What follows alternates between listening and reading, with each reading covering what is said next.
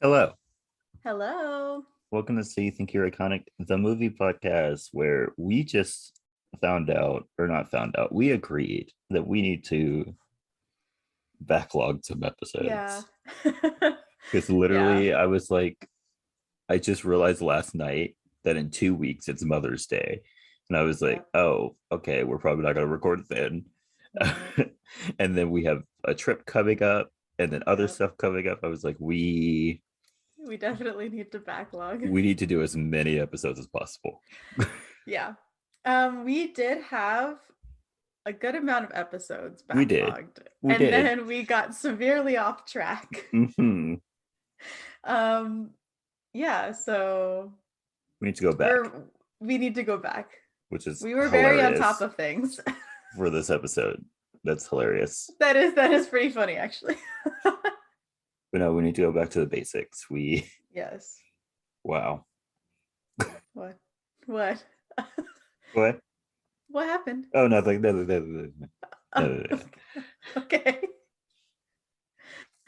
You look like somebody died or something. Oh, I was no like, one, no one oh died. I no. mean, someone died, but like, no one died.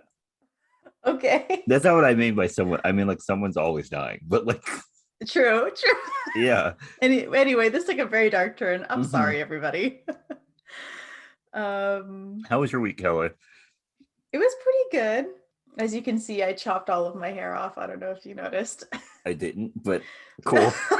I didn't think you would. Because this is not a visual medium. None of you know what I look like, but I had pretty long hair and I've been Literally, trying I to grow it cannot tell the out. difference. Yeah.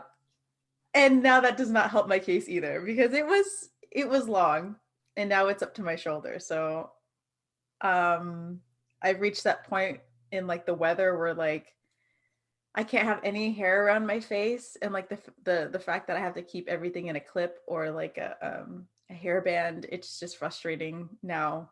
So I had to chop it all off. It was getting ridiculous.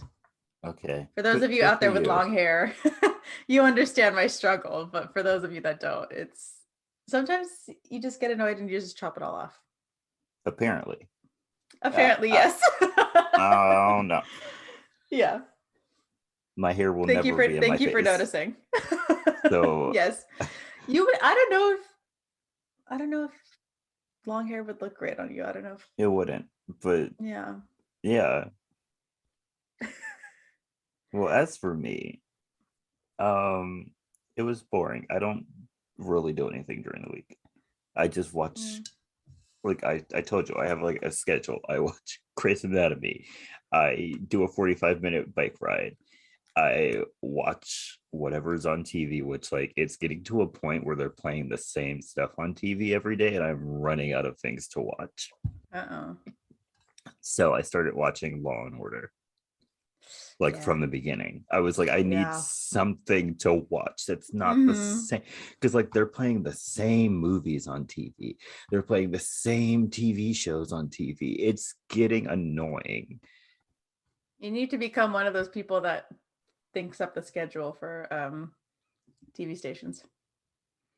I do, because they're playing the same stuff and it's driving me crazy. I mean, what I really need is a job, but like they're playing the same stuff and it's driving me crazy. Um, but yeah, but I did watch something very terrible this week. Oh yeah. Very, very awful. I watched the Mm-mm. Forever Purge, which Yeah. the the Spotify trailer for that movie is embedded in my mind because on my last birthday trip, it Oh was yeah.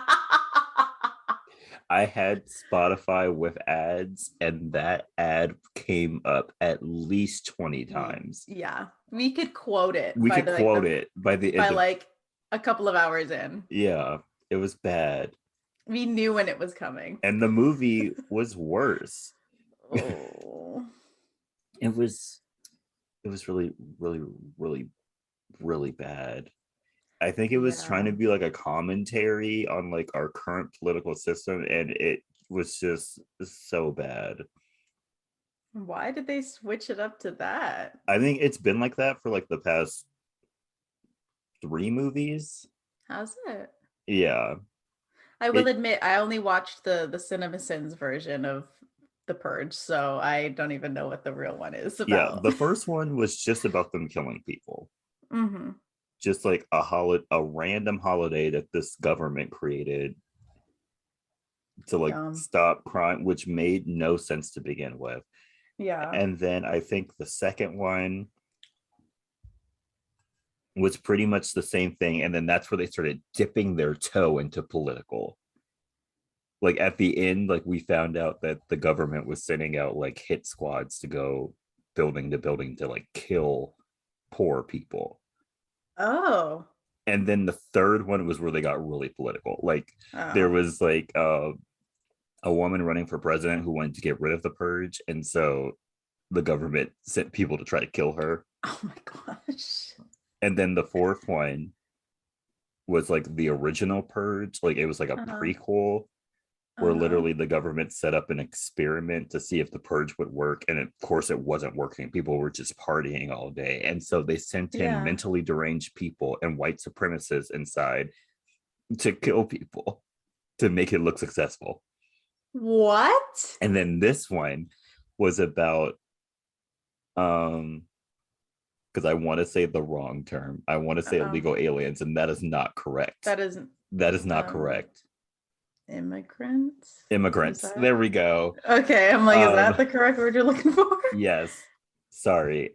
I'm very I got like more sleep than I usually do. I'm a little so this is about like them coming into Texas or whatever.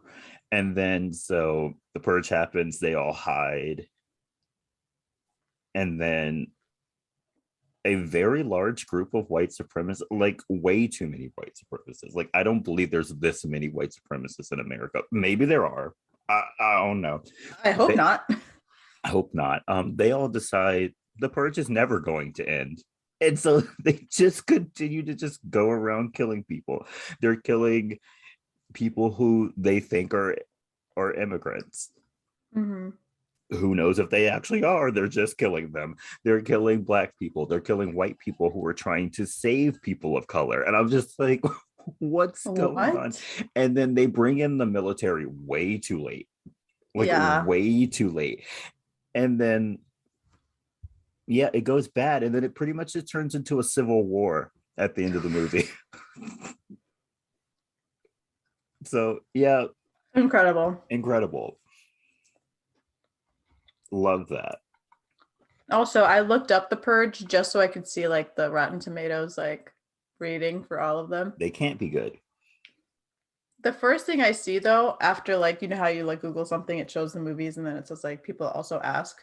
Mm-hmm. First one, is The Purge based on a true story? I'm like, Um, uh or that is that person not from America? I'm gonna assume that person's not from America. but like if it pops up there, that means a lot of people like looked it up. Ugh, that's sad. And if it was a real thing, I've already decided, I already told Kelley, Oh yeah. every purge I would go on vacation. Like I'm not gonna be in this Yeah. country. No, I'm out of the country. I I'm out of don't the country. I'm packing up my dogs. We're gonna have a Yep. nice little vacation in Canada. Also, Sometimes we'll switch it up. Maybe we'll go to Mexico, but right. we're not gonna be here. No, we're not. Like the No. fact that also it's going to be a month-long trip. I am not going to be around for the before or for the Right. I'm after. not gonna be here for the cleanup. Like I'm not Nope. gonna be driving past dead Mm-mm. body. Like that's not happening. So this is actually going to surprise you. Okay. The lowest rated purge is the first one. Really? Yeah, That's actually the best one. it's at 39%. And then the highest one is the Purge 2. Really? Mm-hmm. The third highest is uh the first Purge, which is the third one. Really? And then it's Purge election year, which is at 55%. The first Purge is at 56, and then the Forever Purge at 49%. There's no way this movie is better than the first one. It doesn't sound like it. Or any of those other ones. I know nothing about the other ones. They're all bad, Kelley. But people really like the second one. Anarchy, whatever that one's about. Okay, that's the one. That's also kind of scary, y'all. Why do y'all like this stuff? The Purge Anarchy is the one where... I'm trying to... I literally just explained this to you, and I can't... Yeah, you really did. Purge Anarchy, that's the one where they started dipping their toe in political. Like, it wasn't like... Yeah. That's the one where you find out that the government is sending in kill squads to, like, kill poor people. Disgusting. Yeah, and then it's election year. And then it's the prequel, the first Purge, and then the Forever Purge. It's a mess of a franchise. Yeah, and I don't think we're going to do that for this podcast. Oh, I should definitely make you watch at least the first one. Why? I mean, I already saw the CinemaSins, so technically I saw the movie. No, you didn't. I saw what I needed to see, and that was more than enough. Did you? I think. I mean, isn't it about like the one where the guy tries to get into the house the whole time? Isn't that like the whole thing? But why does he try to get into the house? Because he's... Exactly. What happens at the end of the movie? Exactly. I know there's a boyfriend in there, and she lets the boyfriend in. That has very little to do with the plot. Bro, I'm telling you but right now. But I remember that being so dumb because she like lets down all of like the protection or whatever just to let her boyfriend in. That was dumb, but that was dumb. That wasn't the main part of the plot. Okay. All right. I guess we're gonna have to do the Purge sometime. Yes. Gosh, maybe I'll wait till spooky season and then give you the Purge. Gosh, dang it. Did I tell you about that haunted house? What haunted house? That I saw, like, well, it's not like a haunted house. It was one of the houses decorated in one of our neighborhoods. They decorated it really creepy, and it was like one of the corner houses. And we were looking for like the highly rated Halloween house in our town. Mm-hmm. And we passed by it, and then they played the Purge noise. They played the siren, they played the countdown. I literally sat in the car like, absolutely not. You are not, because somebody's gonna take that seriously. You better not. It's actually kind of creepy. So yeah. Yeah, the entire time I was watching that movie, I was like, who wants to live in this country? I was like, these people actively came to this country. Like, why would you do that? I don't know. Anything would be better than coming to this. And then in not the last Purge movie, but the election year one, they got rid of the Purge and then they brought it back. Like, I was like, why? Like, who voted for this? There's no need. Well, if the government was sending out groups to facilitate it, I'm sure they want it back. I don't even get... They probably legally got rid of it and then illegally brought it back. Like, the way they explained how it helped the country made absolutely no sense. Like, I was, yeah, apparently it, like, crime went down to pretty much being non-existent. It helped the economy somehow, and I'm like, how? How? What? Yeah, makes no sense. No, thank you. So yeah, let's talk about better things. Let's talk about better things. Kelley, tell us about Back to the Future. And I am breaking my second movie streak. We are doing the first Back to the Future. Yes. I willingly picked the first one. I think you've broken it before. I have, but I don't remember. The first Kingsman movie. Yes, true, but that was only recently. So I am still in my track of not doing the second movie first. Did you do the first Miscongeniality, or was that me? I don't remember. Oh Oh no, that was me, wasn't it? Yeah. So you've been breaking your streak Oh, lately. look at me. This is growth. I think you also did the first Cinderella story. Like, yay. The first Cinderella story. There's like 5 of them. What? Of a Cinderella story. Yeah, Not like just Cinderella. What? Wait a there's minute. like 5 of them. I have to look this up. There's the one with Hilary Duff. There's the one with Selena Gomez. There's the one with Lucy Hale. Oh, And then I don't know the other ones. but I don't feel like those are like successors of one another. I feel like it's just another Cinderella story, which isn't that the title of the Selena Gomez one? Yes. I actually like Okay. that. I like that one. So I'm do not gonna I. lie. So do I. Even I though think it's that might very be my favorite. It even is though very it's very problematic. problematic, I like it. Yeah. That age difference, man, it's scary. Okay, anyway.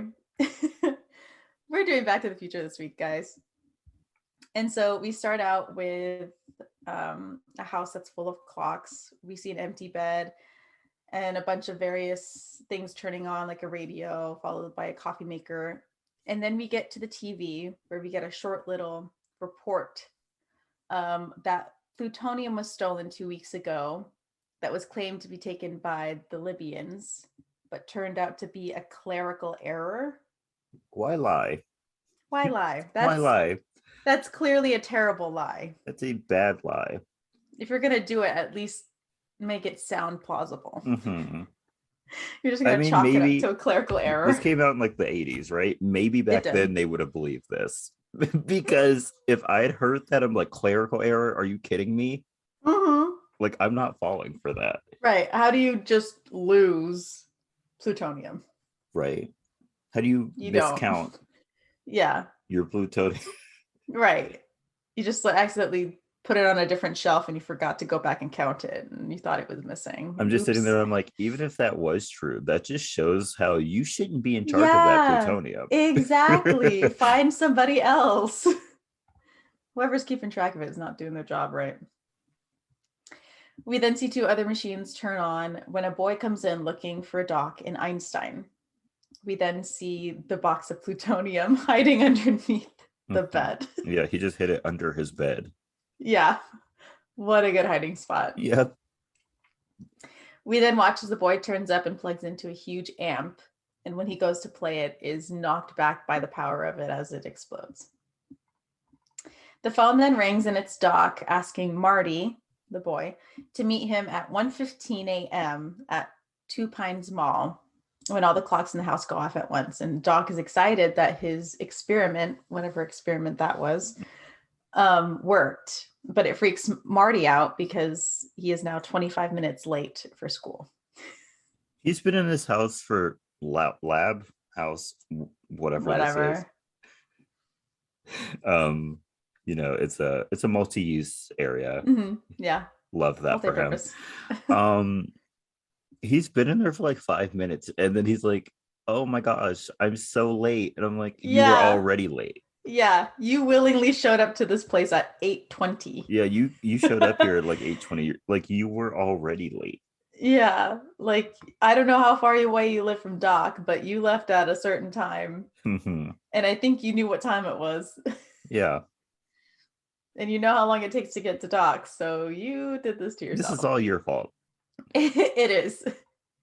So Marty gets to school, but he is met by Jennifer, who takes him in through another entrance of the school. Mm-hmm. Because Mr. Strickland, who I don't know what his role is at the I think school. He's a principal. Is he? I mean, if he was a teacher, he would be teaching a class. So I was like, principal? Yeah. But why would he have time to pace the halls? Principals could do whatever they want. Yeah. In all honesty, they can do whatever they want. Yeah. But they take him through another entrance because Mr. Strickland is looking to give him his 4th tardy. Once inside, Marty is telling Jennifer about Doc when Strickland comes out of nowhere. Mm-hmm. Gives them both tardy slips and lectures Marty on how dangerous Doc is and how he's going to end up being a slacker like his father, which that felt really personal. That was very personal. That was very personal. I was like, wow, that was not needed at all. It wasn't. It really wasn't. Like, this man is just late to school. You don't have to bring his father into this. Right? You really don't. Also, I've never heard of a principal or whatever he was getting Mhm. mad at a student for hanging around a scientist. Right. He, That is also personal, that's whatever that is. yeah. Something happened in the past that were never shown. That yeah, something happened between Strickland and Doc, and then Strickland and George, George. Marty's dad, Yeah, because that that was pointed. yeah. There's some pointed anger happening. Yes.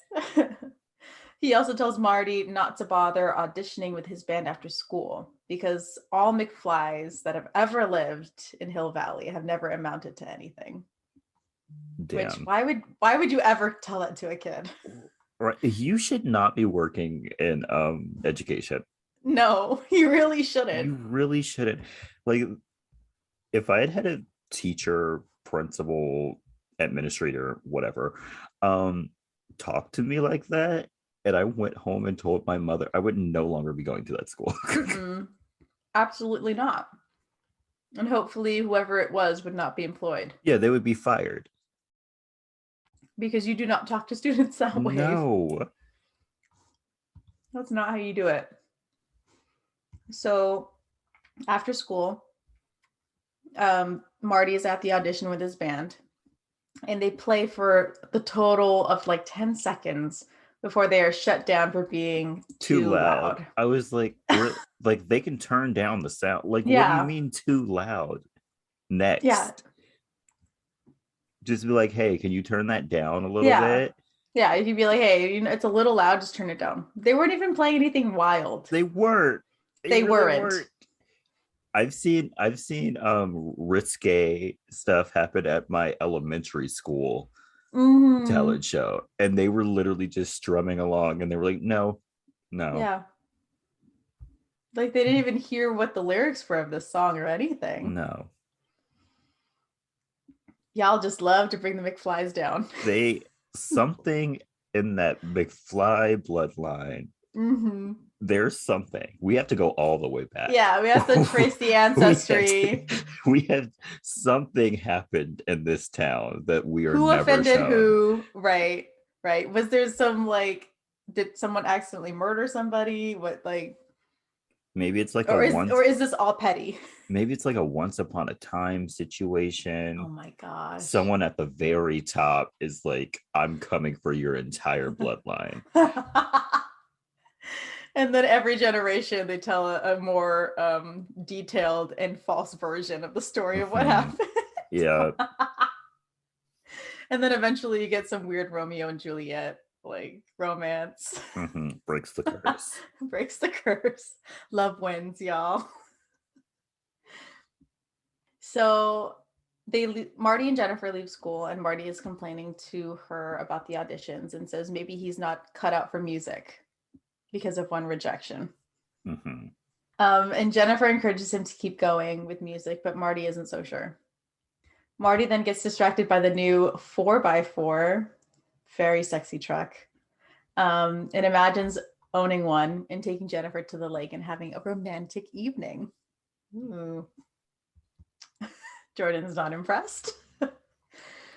I'm not impressed with this.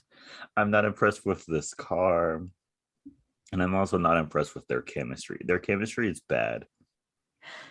They seem more like friends. They seem more like friends than a couple. Yeah. Yeah, they seem like very good friends, like just besties.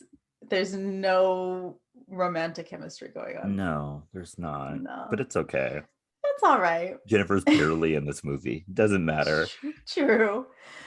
So Jennifer asks if Marty's mom knows about their weekend plans, and Marty says absolutely not, because his mom would freak out and says that he's going out to the lake with the guys instead.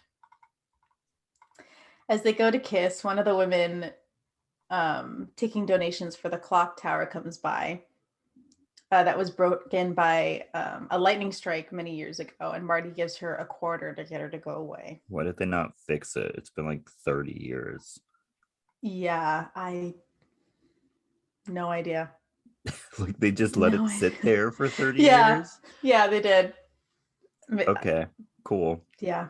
fun. They look, you know what? It's probably one of those things that's like, it's a part of history now. Like, the great lightning strike of like If it's not 1955. doing anything or if it's not fixable, take it down. True. Take it down. It's literally just light tower. Take it down. People are weird about their history in small towns, though, I will say. That's why I don't live in small towns. True. Plus, everything goes back to racism in small towns. So, no, Yeah, I believe that. Jennifer's dad then shows up and she gives Marty her grandma's number because she'll be at her house that night, and kisses him. And when he checks the note that she left him, it says that she loves him. Aww. Does she? As a friend. As a friend. And Marty goes home. At home, Marty sees a tow truck bringing in their banged up car. And inside, Biff is complaining to Marty's dad about the car accident he got into in George's car, Marty's dad, because of a blind spot. Yeah, that happened. Yeah. But also, I think George needs to go to therapy. I mean, Biff 100%. Needs to go to therapy, but They both need to go to George therapy. really needs to go to therapy for his like avoidant behavior.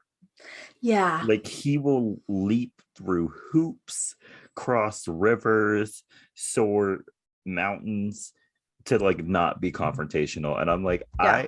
I'm not a confrontational person Yeah, either me for the neither. most part. But the way Biff was acting, something needed to be said. Yeah, absolutely not. This man will bend over backwards to not say no. Yeah. Like every interaction with Biff in this movie, it just made me, I was like, I'm ready to swing, bro. Right? Like, I don't care if you're Absolutely bigger than not. me. I'm swinging. Yeah. Yeah. And I know you're bigger than me, so I'm probably going to need a bat or something. Mm-hmm. So either way, something's going down. But no, Biff came into his house, was like, this blind spot in your car, which In your every car has, yes, caused this accident. So you're paying for this, not me. yeah. And then he complains about the beer stain on his jacket. Yeah, and then says he's gonna pay for it. Yeah, and then you made me spill my beer that I was illegally drinking while driving. And I need you to do my reports for this week. Yeah, yeah. Because he's his boss, and I you're guess.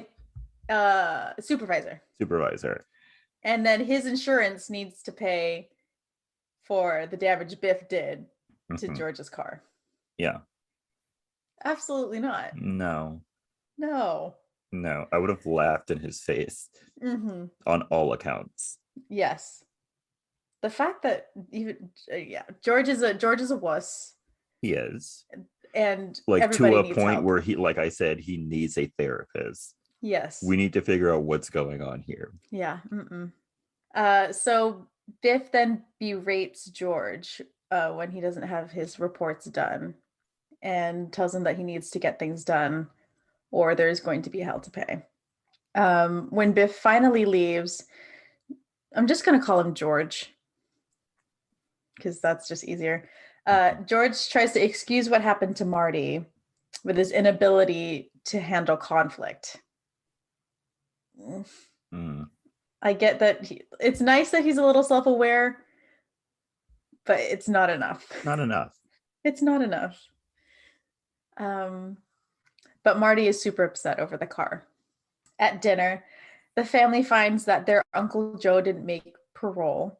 Marty has missed 2 calls from Jennifer, which sets off his mom because Marty's been home for like 5 minutes and Jennifer has called twice. I'm like, yeah. Whoa. Jennifer, babe. Right. A little bit of self-respect. Please stand up. Yeah. Please. Yeah. Put the phone down. Go do something else. Do you have some friends? You're at your grandma's house. Go hang out with Spend some time with her. Yeah. Go read a book. Do something. Yeah. There's probably something on TV. You literally just left being with him. You don't need to call him. You don't. Take some time, babe. It's okay. But Marty's mom doesn't like Jennifer because of how she chases boys, and women aren't supposed to chase men. Mhm. She didn't. She didn't. Of course So not. so no one else So, should. yeah, of course. Otherwise, you're a harlot. Yeah, you're a slut. Yeah. Lorraine, Marty's mom, then goes into how her and George met.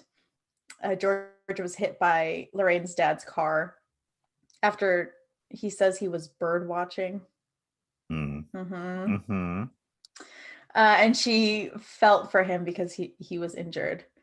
They then went to their senior dance together where they kissed, and she knew that she was going to spend the rest of her life with him. Red flag. Yeah. You kissed this man once. You've known him for maybe 24 hours. Maybe. Yeah. Maybe let's date some other people in college. Maybe let's maybe you find out when his birthday is and who his parents are. Yeah, maybe we question the bird watching accusation. Mm-hmm. Let's do something else. Yeah. Let's not marry the first person we quote unquote fall in love with. No. And the whole time Lorraine is talking, George is not paying attention at all. What a great husband. It's a miracle they had kids. Yeah. And more than one at that. Mm-hmm. They had 3. Yeah, somehow. they had 3. You know, she did that all herself. Mm-hmm. She was like, I'm taking the reins. I want a child. Yeah. Good for her, I guess. Mm-hmm. Do what you got to do. I guess. Marty is then asleep when he gets a phone call from Doc after midnight, telling him to grab his video recorder before meeting him at the mall. Kids. Uncle Jordan here.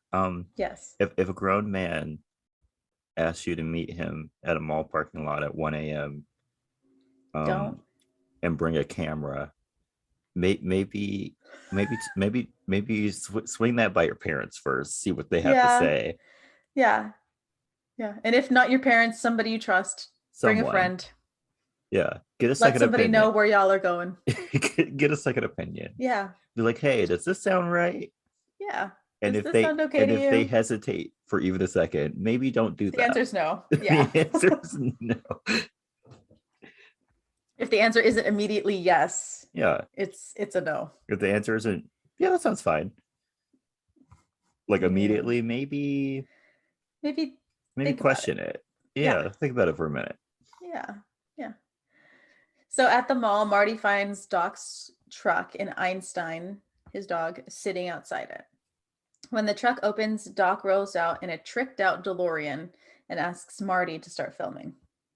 Doc puts Einstein in the car and shows their synchronized watches, which will help monitor the experiment that he's about to do.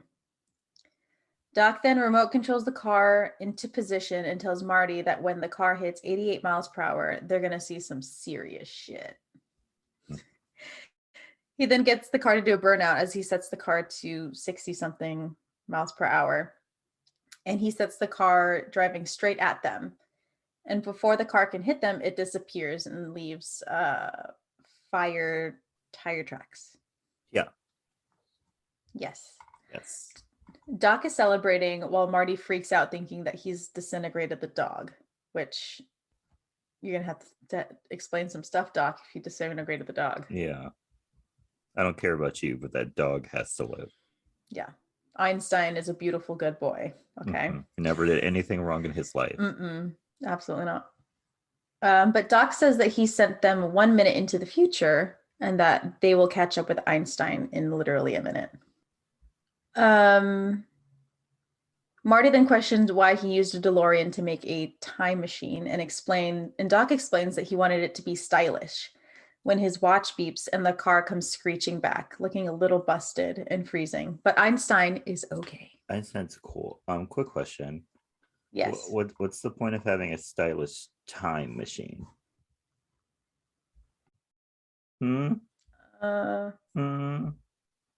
Style points. But like, if you're constantly going through time, it's never going to be in style. It's either going to be too advanced or really Or too retro. old. Yeah. You're So right, there's no actually. point. It's stylish for now. It's stylish for now at this exact moment we are in. And that's all that Doc cares But the about. second we use it, it is no longer stylish. I mean, I guess you could say that for anything then, right? Yeah. So why waste your time using something stylish? Why waste your money Get the buying a cheapest thing DeLorean? possible. Yeah, I made my time machine into a Civic. Go get an Oldsmobile and just use that. I mean, yeah. So Doc explains that the trip is instantaneous for Einstein, and that's why his clock is a minute slower, because he used that minute to time travel into the. I'm not going to explain. You're not explaining that well at all. I'm not. What happened was Okay. Einstein did not experience a minute of time. He instantaneously went forward a minute. So his timer, what was it that he gave him? A timer, a clock? A watch. A watch. So his watch was a minute prior to where they are right now. Is that correct? I think so.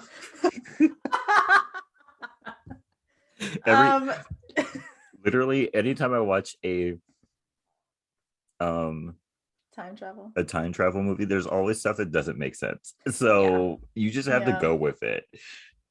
Yeah, you just roll with whatever explanation is given.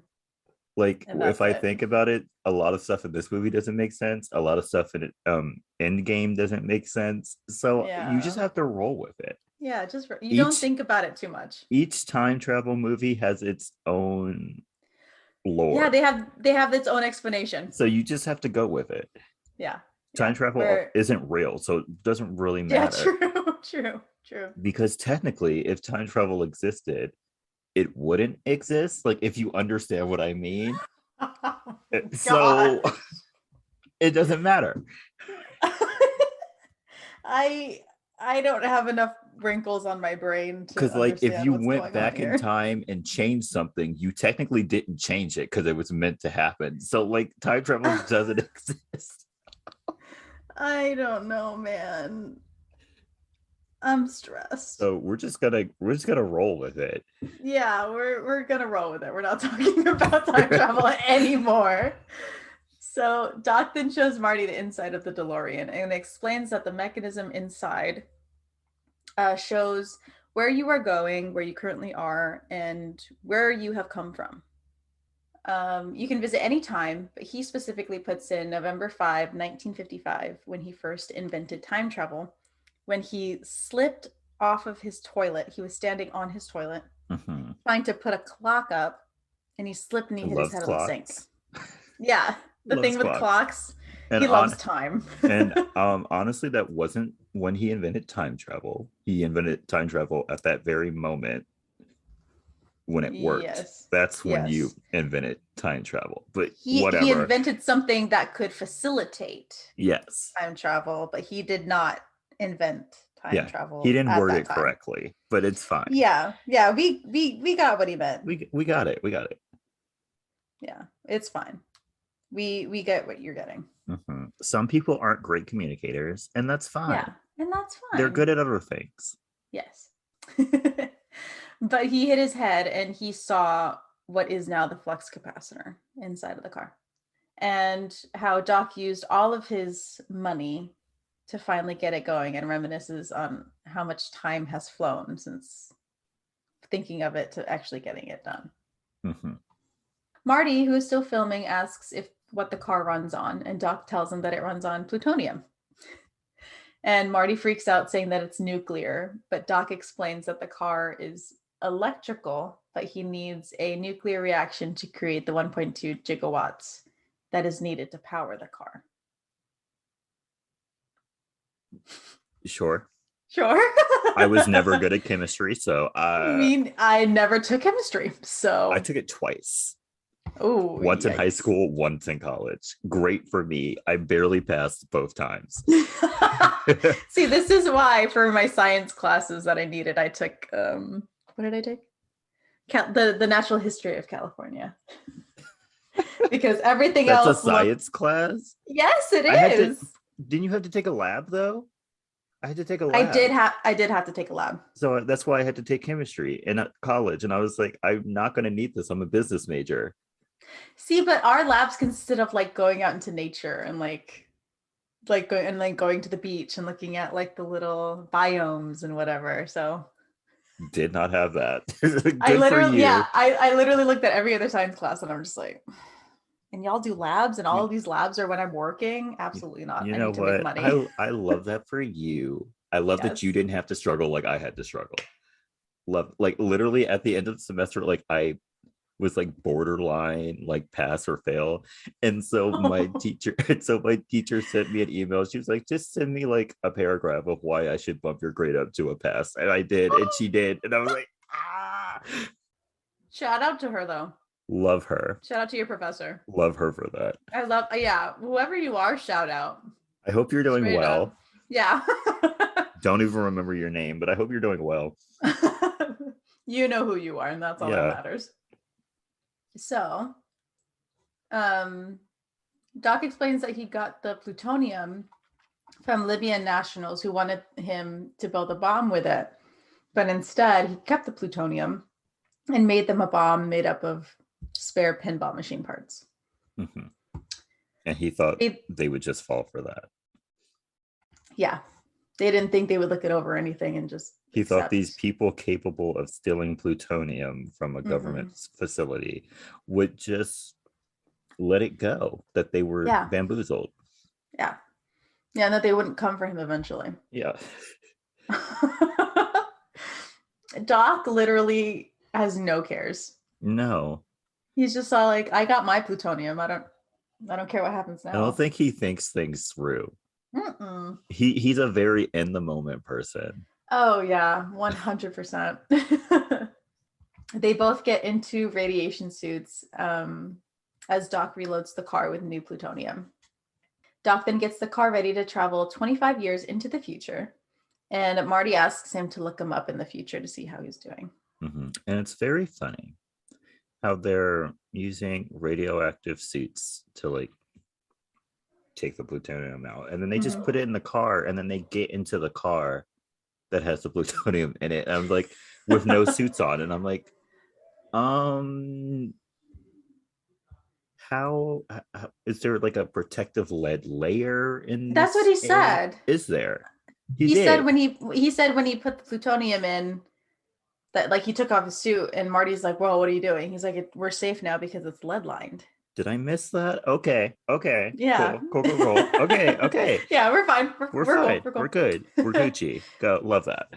Love it. So Marty starts filming again, and Doc explains what is going on, and then remembers to pack more plutonium for the trip back. Mm-hmm. Need that.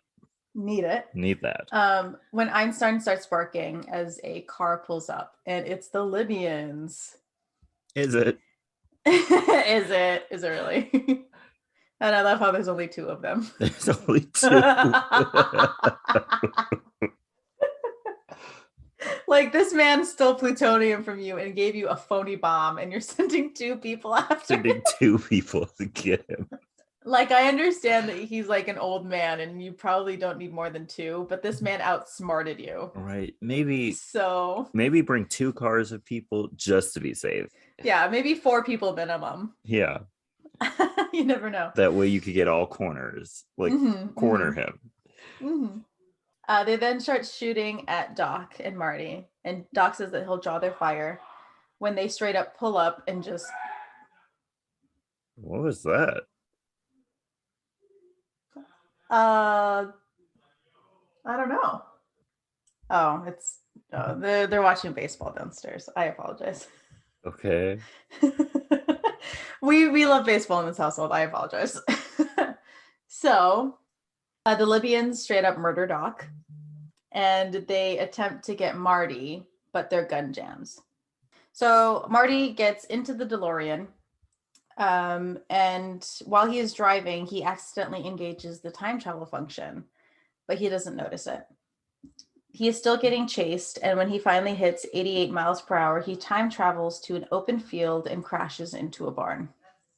The house next to the barn lights up, and the family checks on the barn and freaks out when they see the DeLorean. And one of the kids shows his dad a comic that confirms it's a spaceship.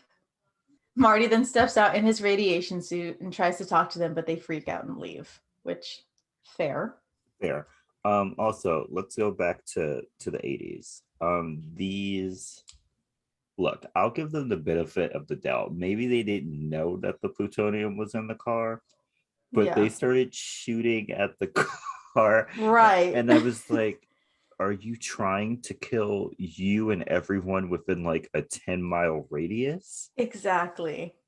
Like, I think plutonium is what they used in like the bomb that like blew up Hiroshima.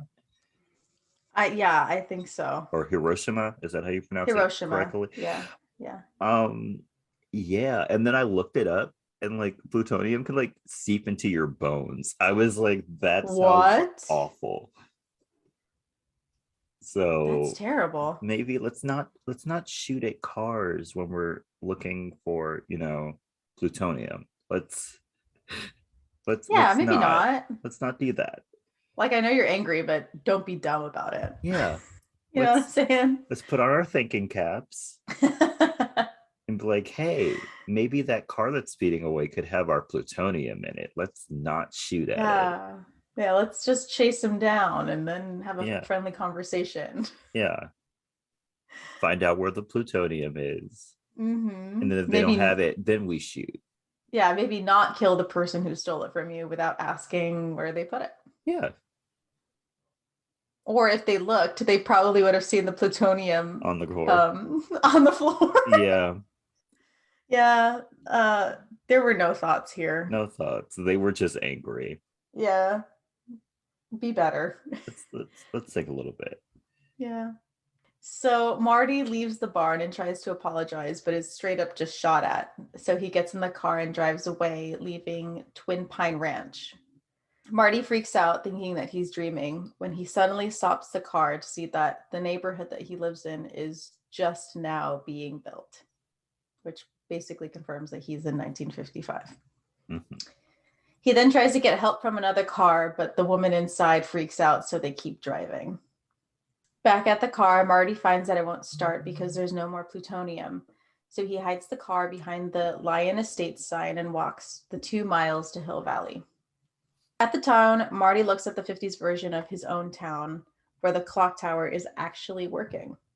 He picks up a newspaper from the trash and confirms that he is, in fact, in 1955.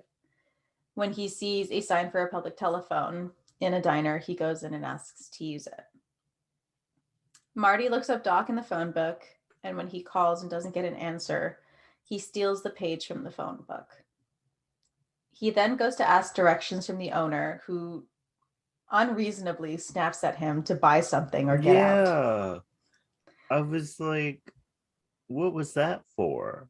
Yeah. Like he was like, excuse me, how do I get to buy something? Yeah. Like 2 seconds ago, you were okay letting him use the phone. And then he just wants to ask where a street is. And you're like, give me money. Give me money. You've overstayed your welcome. So Marty gets a coffee. And when he's sitting there, somebody calls for Mcfly. And when he turns around, he sees a young version of Biff. But instead of going for him, he goes to the young man next to him, and he watches the same scenario from earlier in the movie happen again with a younger version of his dad and Biff. It's basically word for word, but like instead of homework, it's reports for like earlier in the movie. Yeah. So Marty is freaked out and stares, and when George asks what his problem is, one of the workers named Goldie tells George to stand up for himself and that he himself is going to be something one day, which Marty confirms by saying that he'll be the next mayor of Hill Valley, which Goldie likes the sound of. Yeah.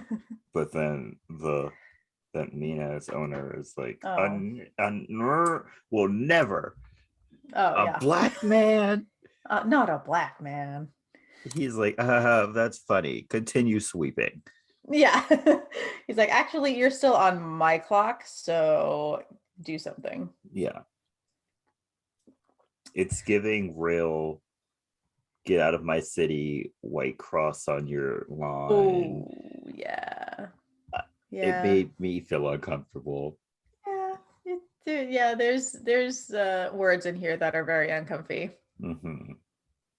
So, Marty drinks his coffee, but notices that his dad is gone and chases after him. When he catches up to him, he finds George up a tree peeping on Lorraine, who lives across the street. Yeah, if I found out that my dad was a peeping Tom, the amount of shame I would feel. Yeah. Yeah, same. Same. Yeah, no. I would feel so bad for the rest of my life. Yeah. Like I understand we grow and we learn, but like why? Yeah. Why was that a path you thought you needed to take at any point? It wasn't. Mm-mm. So George almost falls out of the tree. Well, he does fall out of the tree and almost gets hit by a car. But Marty pushes him out of the way and gets hit instead. And I love what Lorraine's dad says. It's like one of those kids got in front of me again. Like he's hit multiple He's kids hit before. multiple people. Yeah, I clocked that too. Yeah. I'm like, maybe you should keep your eyes on the road, sir. Yeah, like I understand that like Marty came out of nowhere and that really was an accident, but you're making it sound like you do this on the regular. Mm-hmm. Which seems like a you problem, not a And them you problem. also don't seem to take the kids you hit to the hospital. Yeah, you hide them in your home. Yeah, very weird. So Marty wakes up hours later and he thinks he's with his mom and he tells her that he's had a weird nightmare that he was in 1955. Oh, that he was in a different time. But she says that he's all right now because he's back in 1955 as she turns on the lights. And it is his mom, Lorraine, but a very younger version. Mm-hmm. And he freaks out, but she tells him to relax and calls him Calvin because for some reason she took his pants off. She did that? Okay, because literally one of my questions was who took off his pants? She definitely did. Disgusting. Because Jordan, she said they're on her hope chest. What the heck is that? I don't know. What is that? No, thank you. Everything about this like 1955 thing gave me the ick. Everything about it. Mm-hmm. And then she freaks out when her mom like calls up to her and she's like, "Put your pants back on." she definitely took his pants off. Ew. Also, Sigmund Freud would have a field day with this whole interaction because he was about to say that his mom looked hot. Mm-hmm. He would also be very interested at what happens towards the end of the movie. True. Very interested. True. And Lorraine assumes that his name is Calvin because it's on his underwear. But he tells her to call him Marty. She then moves closer to him, and when she tries to touch him, he falls out of bed, which alerts her mom, and she freaks out, telling him to put his pants back on.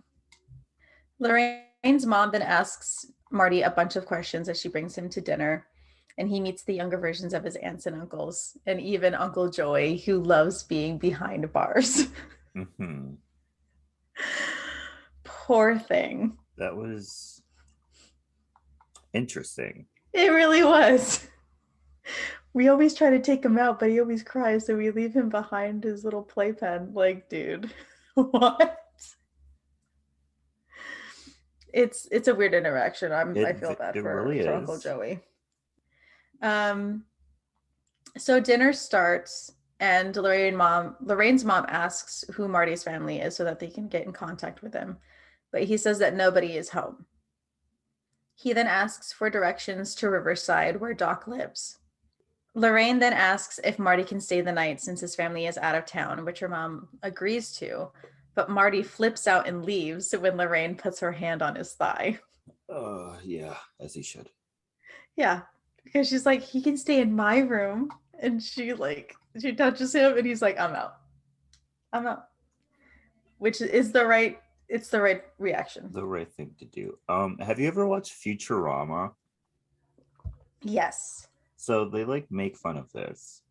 Oh, do they? And unfortunately, Fry becomes his own grandfather. And Oh God. it's very interesting. Disturbing? Disturbing. Yes. Very Yeah. disturbing. He uh because like this movie, he tries to get his grandfather and his grandma together. He ends up killing his grandfather. oh. Yeah, Uh he accidentally sends his grandfather to a house that is being used for nuclear weapon testing. And so oh. his grandfather dies. And so he's like, why am I not gone? Oh. And then he's like, oh, maybe this woman is not my grandmother. And so Mm, yeah, no. it is his No. grandmother though, Kelley. Mm, I I hate it here. yeah, get me out. This is the bad place. This is the bad place. I could have gone my whole life not knowing that that episode existed. I had to know, so you had to know. I am burdened with knowledge. So anyway, Marty makes it to Doc's house, and when he rings the doorbell, he gets dragged inside by Doc, who has a huge helmet on. When Marty goes to speak, Doc doesn't let him and puts a plug on his head instead as he attempts to read his mind. They go through this whole thing, and Marty's had enough and explains that he comes from the future, from a time machine that Doc invented, and he needs help getting back to 1985. But Doc is stuck on the fact that the mind reading machine doesn't work. That's because you can't read people's minds. Thoughts are literally electrical impulse. Like you can't read someone's mind. Like there aren't Yeah, actually words slurring in right. your mind. It's not a word bubble. Yeah. Doc doesn't believe him when Marty starts to show him his driver's license and the picture of his family and whatever. And Doc runs out to his garage / lab and shuts Marty out. But Marty tells him the story of how he got the bruise on his head, and how the flux capacitor was invented by him with the toilet and whatever. And Doc brings him into the lab. Doc then drives Marty to where he hid the DeLorean. And when he shows Marty the drawing of the flux capacitor, Marty shows him the real thing in the DeLorean, and they sneak it back to his lab.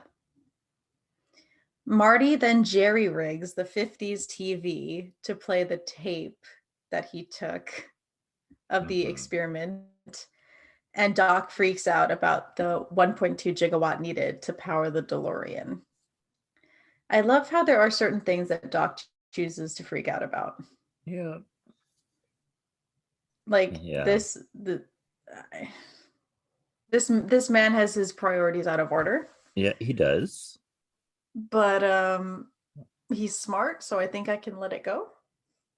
He's not smart. He's intelligent. Okay, yeah. I will give you that. Yeah. So Doc then says that he can't generate the power needed to send Marty home because it's not like you have plutonium sitting around in 1955. Not that we had it sitting around in 1985 either. Yeah. But anyway, and that they would need lightning to generate that kind of power. Marty then shows Doc the clock tower flyer from 1985, which says a lightning strike will hit the clock tower at 10:04 next Saturday night. And if they could harness and channel it into the flux capacitor, it could work. Marty then has to stay the week, and Doc tells him that he has to stay in the house because of any interaction could change the future. When asked, Marty tells Doc that he ran into his parents. And when he asks to look at his family photo, Doc finds that his older brother's head is missing because their parents are meeting, I guess. The next day, Doc brings Marty to the high school and explains that he has interfered with his parents. What? I looked up.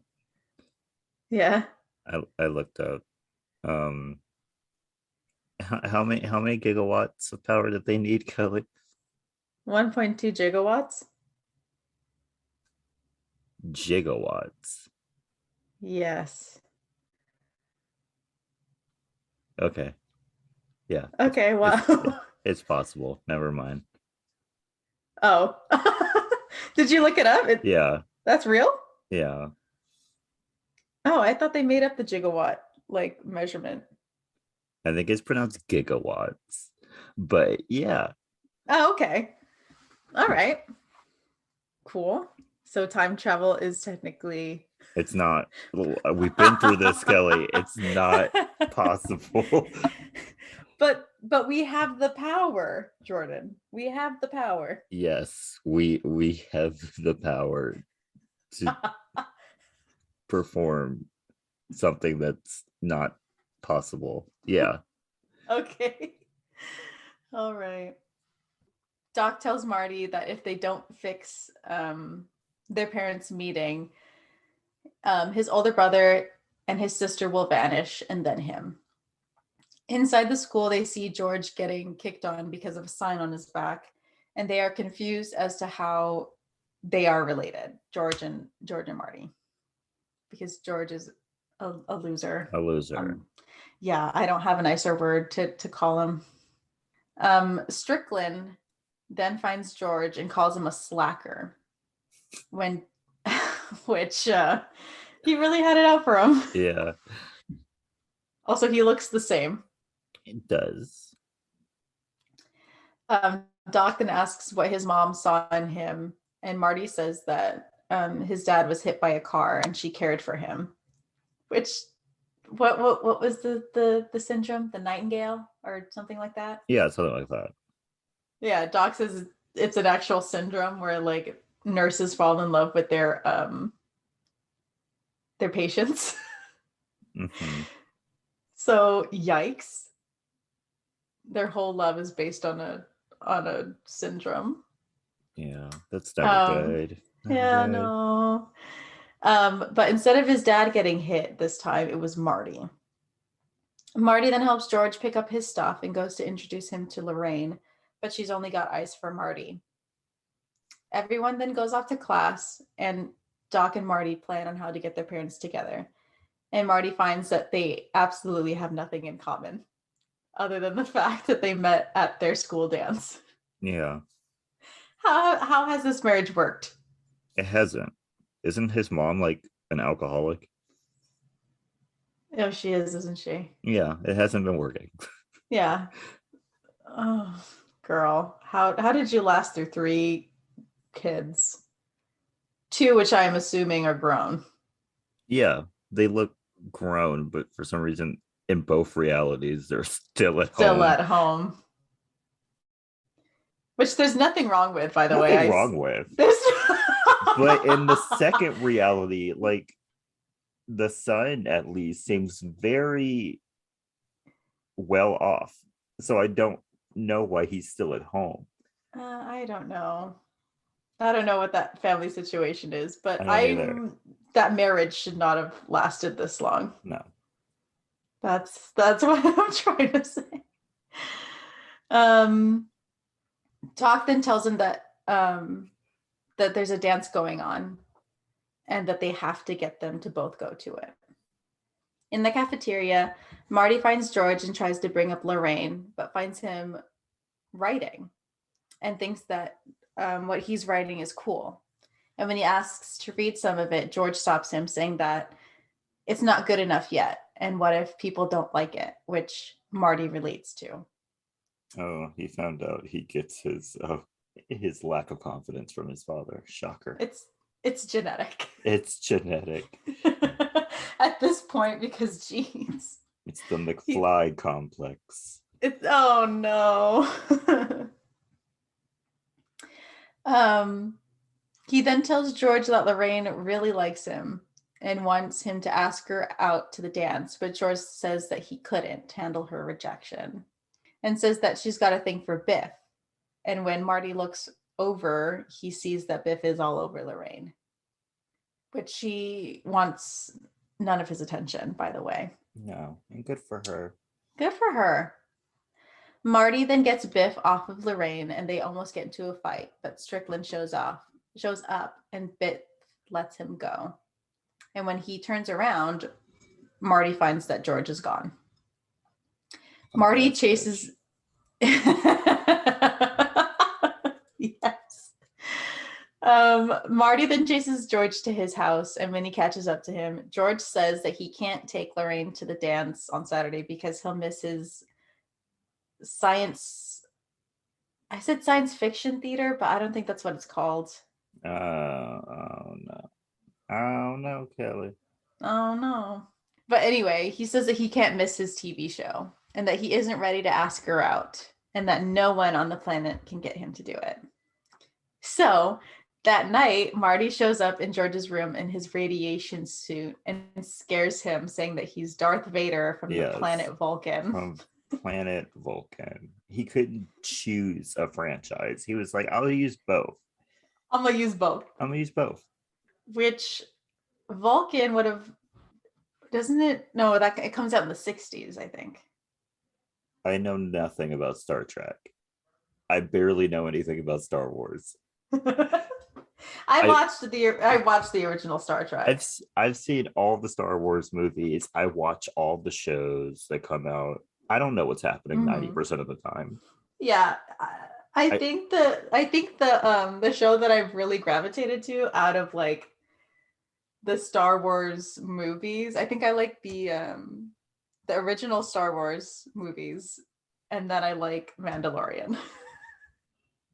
I don't think there's truly a Star Wars movie that I love.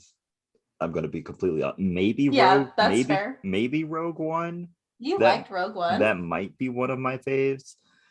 Other than that, I'm just here for vibes. Yeah, I'm just here to be in the know. So I can be like, yeah, I know that person. Also, Star Trek didn't come out until 1966, so he is fine saying that he's from planet Vulcan. Yeah, and then what else do I do when it comes to Star Wars? Oh, while I'm watching like the new Star Wars stuff, as soon as I finish an episode, I will go and I'll listen to like an episode like recap from somebody on YouTube so that I can know what's going on. Yeah. I'm just here for vibes, like I said. I don't know what's happening. Yeah, I feel like when Obi-Wan comes out, I'm gonna know zero, but I'm gonna enjoy it. Yeah, I'm just here for the ride. I'm just gonna have fun. Yeah, because I 100% know that there's gonna be like references to Clone Wars, which I haven't seen, and all those the animated shows that I haven't seen for Star Wars. But I'm just gonna vibe and I'm gonna roll with it. Like, all you hardcore Star Wars fans, you can get mad at me, but I'm just here for the vibe. Yeah, I'm just here for fun times. Should I try to get into the Star Trek shows on Paramount Plus? I don't know. See, I watched the originals and then I tried to watch the one with Picard. Couldn't really get into it. Then I like the reboot movies. So I like the first two reboot movies, and then I watched maybe the first 2 seasons of Star Trek Discovery when I like had like a free like pass, or what are they called, like when they like let you try a trial. There we go. I watched the first 2 seasons of Star Trek Discovery. I liked it. Okay. Who knows what season they're on now? And then I think they have like 3 more Star Trek shows now. So I feel like I don't even know where to start at this point. I feel like I've got left behind so much that I don't know what to do. So someone let me know. Let me know. Yeah, let us know if it's worth it. Should I just dive back into Star Trek Discovery because my cousin signed on to her Paramount Plus here, so I have Paramount Plus now? I mean, why not? So should I just dive right back into Star Trek Discovery, and then what show do I pick up after that? There's one with Pickard. Yeah, there is. And then I think they're making a new one that comes out like in 2 weeks. Oh, what? When do I pick up on that one? Right. And then I Let think us know. yeah, let us know. And then I think they also have an animated one. Is that within the same Oh, I did see time? that. Is that Oh the man. same story? No Is it idea. connected? I don't know. Someone let me know. Yes, please. Um anyway, I'm from open. our Yeah. little detour. Oh yeah. We're back. We're back. We're back. George runs to see Marty the next day and asks for help to ask out Lorraine because he changed his mind from Darth Vader's threat of Mhm. melting his brain if he didn't ask her out to the dance. Yeah. Darth Vader is very interested in the storyline. Yes, he is. He's watched it unfold from the beginning, and he really wants his favorite pairing, Mhm. Lorraine x George, to sail. You're his He wants that, OTP. yeah, Yay. he wants that ship to sail, and he's willing to travel all the way to Earth to Yeah. make it happen. Weirdly enough, there is also a Futurama episode where that happens as Oh no, well. really? You're lying. Yeah, two a king and a queen alien from a different planet fall in love with a, a Earth TV show, Uh-huh.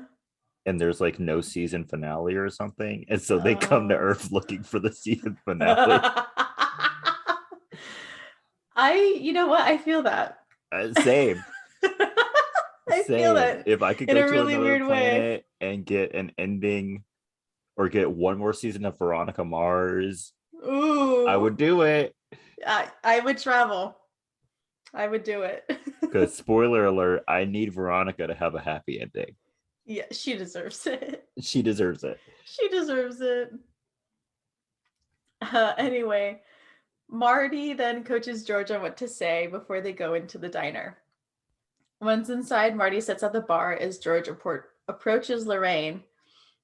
But before he does, he gets a hit of chocolate milk for courage, Mm-hmm. Yep. which I think is the lamest thing he could have done, but go That's off, I guess. how very Tommy Pickles of him. Love that for him. Not Tommy Pickles. Put some respect on my man Tommy Pickles' name, though. Hey, Tommy Pickles is he's legit. It's He's fine. legit. It's fine. Um, but when he gets to Lorraine, he can barely speak. It's like he can't handle it. No. He really can't. When Biff walks in, he sees George and tells him that he shouldn't be in the diner because he banned him from the diner somehow. Yeah. And for consequences, he asks for all of George's money. As Biff is making his way to George, Marty trips him and distracts him and punches him in the face, which good for him. Mm-hmm. Marty then runs out and breaks a kid's scooter to make a skateboard as Biff and his group chase him on foot and then with his car. Did they not have skateboards in the 50s? I don't know. I feel Because like they've been around a long time, because but seemingly no one knew what it was that he was doing. Like they were I, like, wow. And I was like, did they not have skateboards? they didn't. Really? When did the skateboard come out? 1958. Oh, ahead of his time. Love that. Yeah, he's 3 years early. 3 years early. It said it was Bill Richards put rollerblading wheels on a wooden board. And that's how the skateboard was born. Love that. Why did I think it was an older thing? Same. Wow. Why did I think that? I thought it just like became popular in the 80s, but like we've had it since like maybe Yeah. like the 40s. What the heck? Wait, when did the scooter come out? Because those kids pretty much had makeshift scooters. 1940s. Ah, okay. Crate scooters. Crate scooters. Yeah, crate. Cool. Okay. Crate scooters. Yeah. Yeah. We're learning a lot of stuff today, guys. Yeah. Anyway, while Biff is trying to catch Marty, he crashes into a manure truck, and they are all covered with manure, and everyone is super impressed with Marty and his 3 years early skateboard. hmm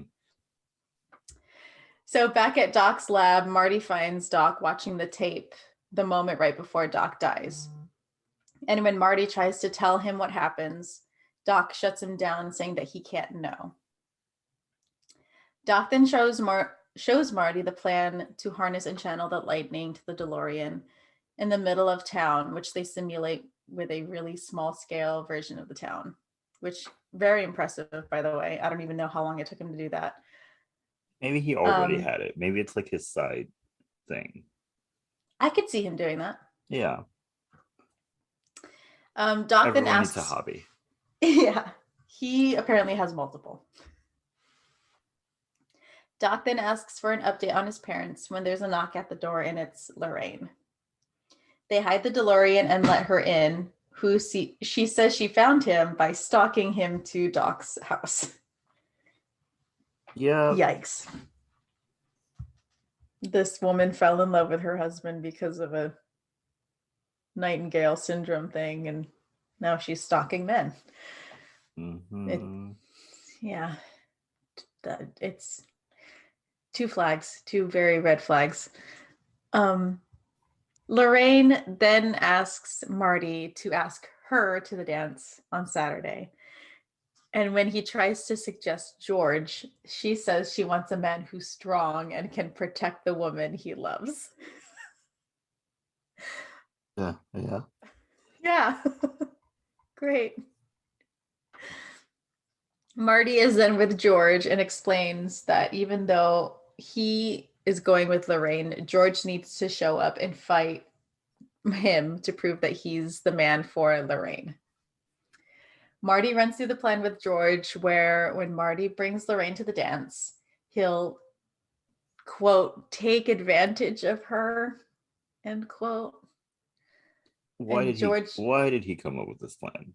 Yeah. This plan is awful and gross. Yeah. And even though he's not going to do anything, he has to initiate doing something. And I'm like, that makes me feel uncomfortable. It gave me the ick. Yes. It gave me restraining order. It gave me, Marty, please don't touch me or come near me with anywhere past 10 feet. It's Marty, I know it's for the good for your parents, but come up with a different plan. Yeah. Please. We do not even jokingly take advantage of people, okay? No. That's just not good. Anyway, George will come by and break it up, and Lorraine will like him better because he stood up for like the good. I don't know. George doesn't think it will work, but Marty encourages him.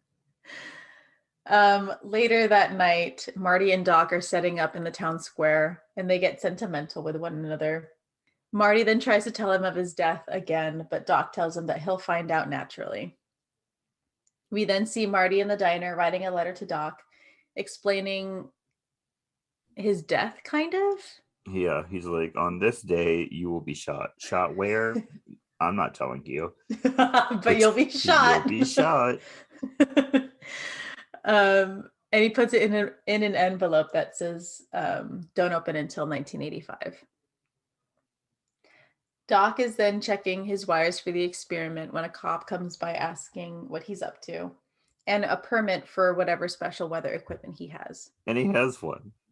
And yeah, exactly. I thought of that yesterday when I was watching. I was literally like, how does he have a permit for this? Yeah. Does he just have phony permits in his wallet or something? That would be smart, but he probably actually got a permit. He probably did. How so quickly though? Maybe bureaucracy used to be more streamlined. Oh no. Maybe. Maybe, I don't know. Um Marty then puts the envelope in Doc's jacket. We are then at the dance, and George is there dancing inside, waiting for his time to come out as Marty and Lorraine pull into the parking lot. Marty asks if it would be okay if they parked for a while, which is slang for having sex in your car, by the way, if you didn't know that. Gross. Gross. And Lorraine says yes, and that this isn't her first time. I get around, but baka. Shut up, Kelley. Shut up. No. Come on, it's a good song. No, Kelley, I can't think of this. No. Why not? No, this whole situation is gross. Like my skin is crawling. I can't. The underground just don't stop my hoes. I get around. I'm sorry. I'm just gonna be silent. Okay. I'm not enabling you in any way, shape, or form. I'm just gonna be silent. Okay. Okay, I'm done.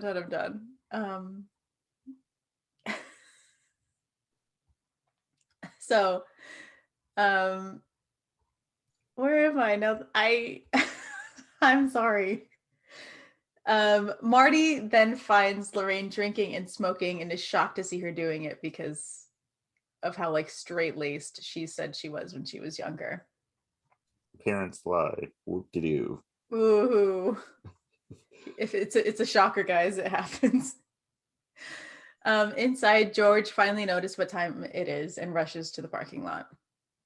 In the parking lot, Marty is freaking out. And when Lorraine asks him about it, he says he's not sure what he's supposed to do. And she tells him not to worry about it and kisses him. When he doesn't kiss her back, she pulls back and says kissing him is like kissing her brother, which, Lorraine, how do you know that? Lorraine? I have some questions. Lorraine. another silent from me. Yeah. I just slowly walk out backwards. Yeah. Lorraine then notices somebody coming, and it's Biff. He drags Marty out of the. You know what? I keep wanting to say Morty. Morty. Ricky Morty.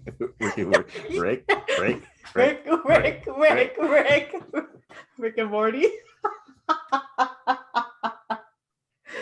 I haven't watched that show in a minute. I know, me neither. Maybe I should later. Anyway. I'm watching Law and Order. So yeah, you're watching Law and Order right now. So Marty is given off to Biff's group and they drag him off and shove him in the back of the trunk of the band's car as Biff gets in the car with Lorraine. The band chases the kids off, and when they try to let Marty out, find out that the keys are in the trunk with him. George then gets to the car and opens the door and finds that Biff is there with Lorraine. Biff tries to get him to leave, but George finally stands up for himself. Mm-hmm. But when he goes to punch Biff, he holds him down. Yeah. Also, we need to talk about how Biff tried to sexually assault her. Yes. And like 4 people were just like, that's fine. And it's the 50s. It just took, gosh, now I almost called him Morty. Took Marty and we're like, let's go. Rick. Yeah. They wanted to stay and watch too, by the way. They did. And then he was like, leave. Yeah. So all of you go to jail. Weird all around. Mm-hmm. Everyone side-eye their parents. If their parents were teenagers in the 50s, side-eye them. Yes. Mine were not alive then, so. Yeah. I don't even, my parents weren't even alive. So No, yeah, no, nowhere near it. no. Nowhere near it. Anyway, so the band finally gets Marty out of the truck and he runs back to Lorraine and Biff.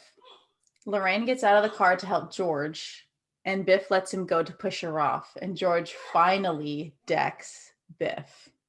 Yay, it's about time. Ooh. Let's go, George.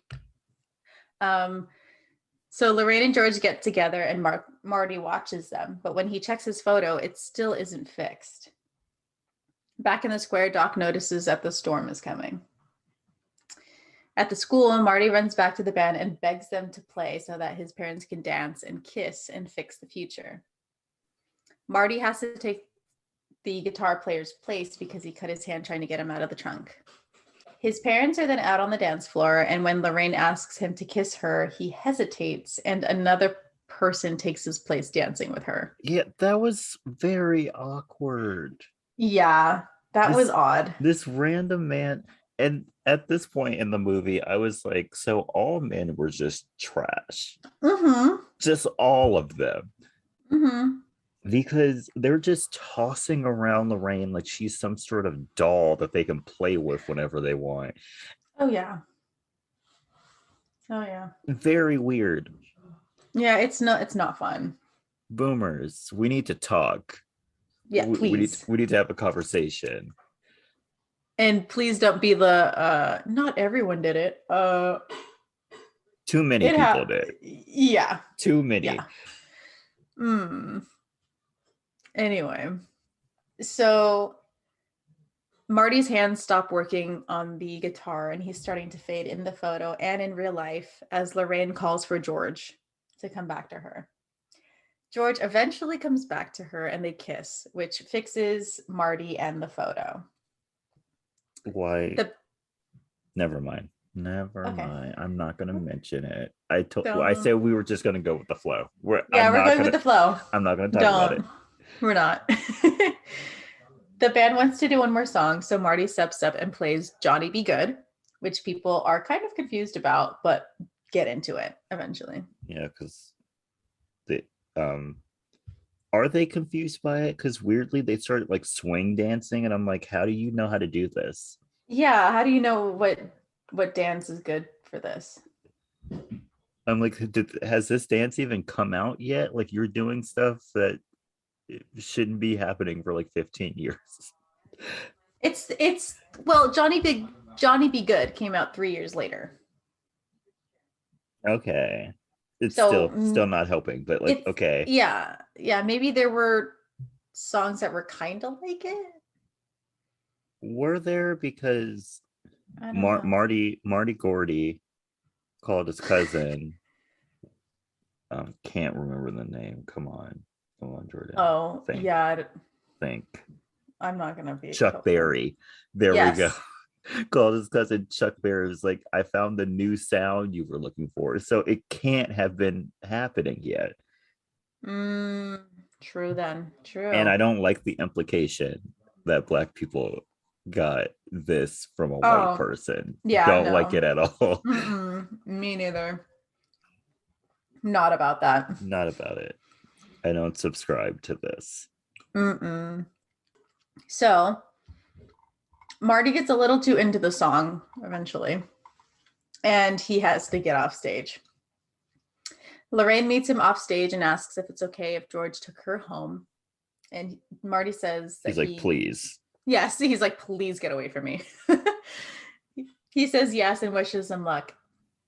But before he leaves, he asks if they have kids one day, and one of them sets fire to a rug to go easy on him before running out. What a strange request. And then at this point, I was like, do his parents in the future not like realize that Calvin Klein from 30 years ago looks exactly like their son? Like, gosh. Like, does the father not like side eye his wife? Jordan. What? Jordan, we're not talking about it. Oh, okay. Okay. Because then we have to bring up the Calvin Klein question. Or the Darth Like, Vader question, or the yeah, Volcon Vulcan. Jordan, Vulcan. Yeah, we can with Volcon is the new Vulcan comic convention. Okay. I'm starting it up. All right. It's going to be this I did summer in Wisconsin. We're starting off small. That's why we're in I Wisconsin, starting off yes. small. Yeah. I didn't know you were a big Vulcan fan. Yeah. I'm just getting into it. Okay, I support you. I support I you. love the tattoos. Love the tattoos. Okay. But yeah, if we go down that route, then we have to talk about when the real Calvin Klein comes out. Yeah. So we're So not talking so about so anything. we won't do it. I mean, We're not. that could just be a coincidence. But Jordan. this boy looks no. Jordan. Keep going. Okay.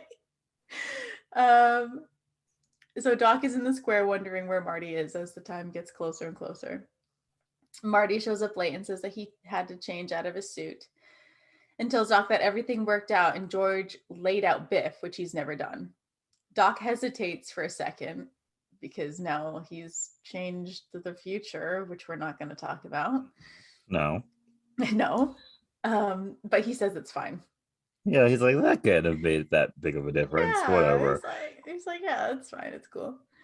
So Doc then sets the timer for the DeLorean and tells Marty to take the car to the white line he painted at the other end of the street and sets an alarm for him that will let him know when to start accelerating. They hug and go to start the plan when Doc finds the letter in his pocket from Marty. He then rips it up, and when Marty goes to tell him what's in the letter, a tree branch breaks and disconnects the cable from the clock to the lampposts. Doc races to the clock face as the storm picks up, and once there, Marty gives him the other end. Marty tries to tell him about the future again, but Doc can't hear him above the storm and the bell ringing. Doc tells him to go, and Marty gets the DeLorean in place as Doc struggles to get the cables connected. Marty is at the line and gets the hook on the DeLorean. Inside the car, Marty wishes he was able to tell Doc and figures he can give himself 10 minutes to get there earlier to save Doc when the car stops working. That would happen to me. Yeah, it would. I would get into the car and it just would not turn on. That would Yeah, happen to me. You'd get everything ready, you'd go to start the car, and it just wouldn't. Yeah, just would not turn over. That would happen to me. Eventually the car starts working as Doc eventually pulls him. Oh, I skipped a line. Doc almost falls off of the tower and almost drops the cable as Marty fights for the car. Eventually, the car starts working as Doc pulls himself up and gets the cables connected as the time for the lightning strike gets closer. Marty is racing towards the line as Doc unplugs the lamppost end on accident because he gets the tower to lamppost connection connected. That was a sentence. That was. It really was. Don't question it. Doc then zip lines from the tower and gets the cable out from the branch and connected as Marty hits the cable and is sent to the future. Doc celebrates as Marty races into 1985 and crashes. He notices the extra time that he gave himself, but the DeLorean won't start again and watches the Libyans drive past him in their van. Marty then chases after them and ends up at the now Lone Pine Mall instead of the Twin Pine Mall to watch Doc get shot and himself go into the past. I don't know how that changed. We're not talking about that. But yeah. Okay. Oh, wait. What? We can't talk about it because that's time travel.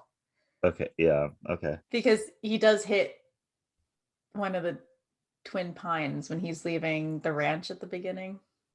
Oh, okay. Yeah. Okay. Yeah? Yeah. That's cool. Yeah, okay. That's fine. Okay. That's cool. Okay. So Marty runs up to Doc's body and starts to cry, but Doc gets up and opens his radiation chute to show that he has a bulletproof vest on. Those bullet fragments were gigantic. They were humongous. They were like the size of my fist. Yeah, they were the size of a fist. And I was they were not shooting off like a shotgun or anything. Yeah. So I don't know why the bullet fragments were that big. Yeah, I don't know a lot about guns, but I don't think those rounds came from that gun. No, not at all. I can say that with certainty. Yes, 100% certainty. Yeah. When Marty asks how Doc knew, he shows him the taped up letter that he ripped up back in 1955. Marty then asks how knowing could mess with the future, and Doc says that he could risk it. Mm-hmm. Okay. Marty then gets dropped off at his house by Doc, who's going 30 years in the future, which would be 2015, by the way. Yay. Yay. I remember when that day happened. What day?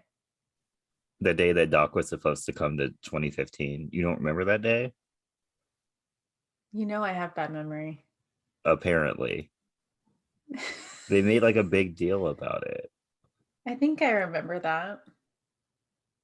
It doesn't matter. Sorry. It already happened. Doesn't matter. It already happened. We're past it now. The next morning, Marty wakes up and thinks of the nightmare that he's had, which, why does he still think it's a nightmare? He literally spent a week in 1955. A week. A full week. A full-on week. Anyway, he then goes out into his house and finds it and his siblings are different. His parents are different too, and he basically drops because of how different everything is. Mm-hmm. What? No, never mind. I was going to ask the time travel question. Keep going. Keep going. Because they would know. We're not going into it. No. His mom asks about Marty's date with Jennifer up at the lake, and he says he can't because the car is wrecked. Everyone is shocked, and when his dad goes to check, he says it's fine and that Biff is taking care of their car outside. Biff then comes into the house with a package of George's new book. I don't remember what it was called, but the cover was ridiculous. It was insane. As Biff gives him the keys to his new 4x4. Marty goes to check it out as Jennifer shows up, and he's so happy to see her.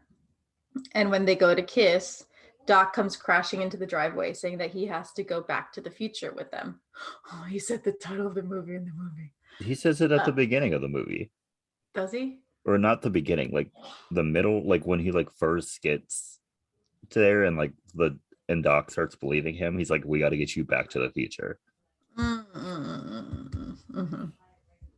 It happens a couple of times. You're right. Okay. All right.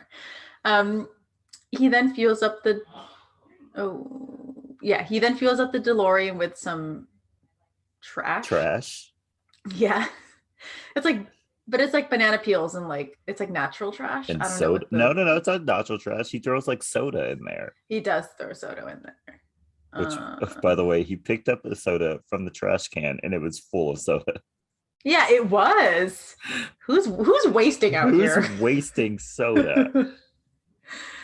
And he takes Marty and Jennifer to the future because their kids are in danger. Mm-hmm. And that's where the movie ends. Marty also says, like, when they get into the DeLorean, he's like, you're gonna have to back up. We don't have enough road. And then we literally see the road is like 2 miles of just straight road. And I'm like, I'm pretty sure there's enough road. Yeah, I'm pretty sure you can get to 88 by the end of it. Doesn't matter anyway, because they start flying. Yeah, that's true. Where we're going, we don't need roads. We don't need roads.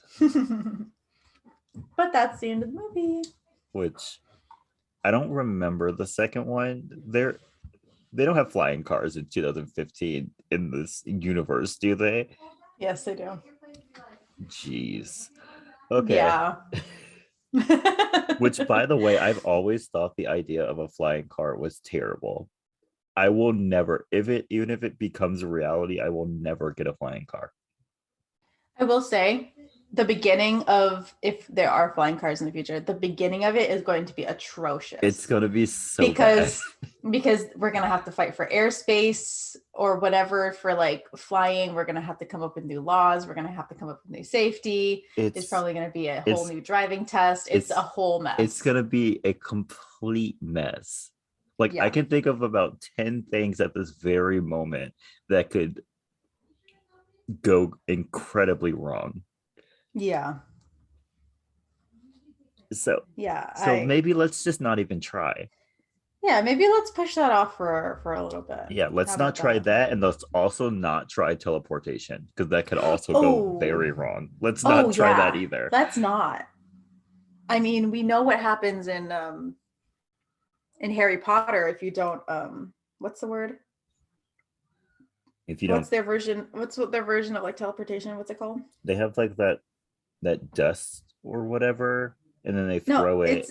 it's not the dust. It's the one that's the actual spell you can do by yourself. And like in the books, you have to like do a test because if you don't do it correctly, you can end up in two separate places. I have no idea what it's called, but I know what you're talking about. Yeah, Yes. yeah, yeah, yeah. Those of you who know what I'm talking about, you get it because they like I think there was like a warning where like somebody's arm or like somebody got split in half because they didn't know how to do the spell correctly. I Yeah. have to look it up. I'm sorry. Yeah. So like let's not ever Yeah. let's not ever do either of those things. Yeah. I mean, because if people with magic are getting it wrong, Yeah. People have been doing it for hundreds of years. Maybe we shouldn't. apparate. Apparate, yes. Yes. Because I could just imagine a future right now. Cars falling out of the sky. Um people showing up in a different location with their insides on their outsides. It's just bad all around. Yeah, it's not a good time. Mm-mm. So are you ready for some movie facts? Always. So the script was rejected 44 times before it was finally greenlit. Love that. um, the rights to the film and its sequels are owned by Robert Zemeckis. Zemeckis, yes. Okay. And Bob Gale. In a 2015 interview, this made me so happy. Zemeckis maintained that no reboot or remake of the film would be authorized during his or Gale's lifetime. And that man is almost 70 years old. I'm currently looking at it right now. So Okay. we could have a reboot in like 30 years. How about Gale? Gail, go. What was her name again? Bob Gale. Bob Gale. Please Bob tell Gale me. is 70. So yeah, like I said, 30 years we could have a Back to the Future No, I reboot. don't. We don't need it. We don't need it. We don't. We don't. I like the originals. It's fine. But I love Robert Zemeckis. He made some of our favorite movies, Kelly. Did he? Who Framed Roger Rabbit? Oh my gosh, Death really? Becomes Her. Oh my gosh. Forrest Gump. Oh, A King. we love you, Robert Zemeckis. Thank Mm-hmm. you. Thank you. Thank you. Um, here's a bit of history for you. Apparently, Ronald Reagan was amused by Doc Brown's disbelief that an actor like him could become president. So much so that he had the projectionist stop and replay the scene. He also seemed to enjoy it so much that he even made a direct reference to the film in his 1986 State of the Union address. Here's a quote. As they said in the film Back to the Future, where we're going, we don't need roads. Okay. I'm very anti Ronald Reagan, so I have Yeah. nothing to say. No, I just thought it was so funny that he was so enamored with the fact that no one believed he could be president. that he put it in his State of the Union address. I Like, mean, he dude. shouldn't have been president. He Mm. single-handedly kind of ruined this country. Oh, But, yeah. you know, whatever. He's currently scraping across the coals of hell at this very moment, so it doesn't really matter. He's getting it. Yeah. He's getting it now. Yes. Um, Universal Pictures head Sid Sheinberg Sure. did not like the title Back to the Future, insisting that nobody would see a movie with the word future in the title. So, What? yeah. So he sent a memo to Robert Zemeckis, and he said that the title should be changed to Spaceman from Pluto, tying in with the Marty is an alien jokes in the film, and also suggested further changes like replacing I'm Darth Vader from planet Vulcan with I am a spaceman from Pluto. Scheinberg was persuaded to change his mind by a response from Steven Spielberg, which thanked him for sending a wonderful joke memo and that everyone got a kick out of it. Scheinberg was too proud to admit that he was serious, so he gave in to letting the film keep its title. I love that because that title he came up with was terrible. It was. So, like Spaceman from Pluto. Who would want to watch that? Exactly. And what's with the logic of no one would see a movie with the word future in it? This in was the a title? head of a studio, Kelley. Yes. Universal Pictures head. Gosh, that's terrible. How did he let any movie go? Did this man immediately get fired after all this happened? I freaking hope. You know what? I hope like his face got rubbed into it, like when this movie got three movie deals out of this. Yeah. Wow. Like, dude, you did not do your job right. Not at all. Also, And I you love showed that. that you're bad at your job. Exactly. The fact that like Steven Spielberg thought it was a joke. Oh man, he was president and CEO of MCA Incorporated and Universal Studios for over 20 years. How? Wow. Okay. Uh, Upward mobility. Love that. I guess. You know what? We should look at all like the rest of the list to see what that like he greenlit. I'm Anyway, afraid. so am I. And my last one, Doc's distinctive hunched over look was developed when the filmmakers realized the extreme height difference between Christopher Lloyd and Michael J. Fox. Well, So Michael J. Fox is tiny. So he is 5'4.5". Yeah, like I said, tiny. He's smaller than And you. Me? Yeah. Aren't you 5'4"? God bless you. I'm 5'1.5". You're 5'1"? Yeah. Do you wear like platform shoes a lot or something? You don't seem 5'1". Okay. Sometimes I do. Okay. Oh, you think I'm I 5'4"? thought you were 5'4". Oh. Maybe that's why you didn't realize my hair was cut. Yeah, I'm obviously not observant. No, you're not. That's all right though. We'll let it go. While Christopher Lloyd is 6'1". So to compensate for the height difference, director Robert Zemeckis used specific blocking where the two often stood far apart and at different camera depths to make it look like they were closer in height than they actually are. And for close-ups, Lloyd would have to hunch over to appear in frame with Michael J. Fox. Mm.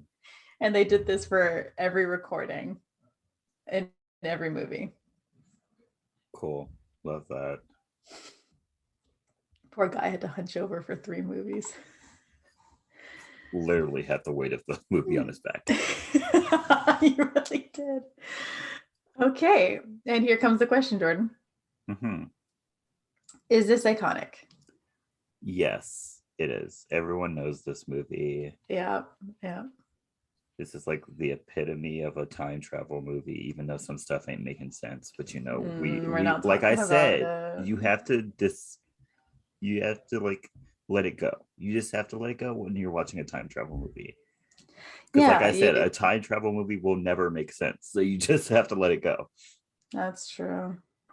But yeah, That's true. some good moments, some iconic moments, some iconic lines. We got to go back, Marty. You know, Yeah, we great gotta go back, times. Marty. So yeah, love this movie. It's a really good movie. I agree. It's so iconic. I wouldn't say 10 out of 10, but like it's good.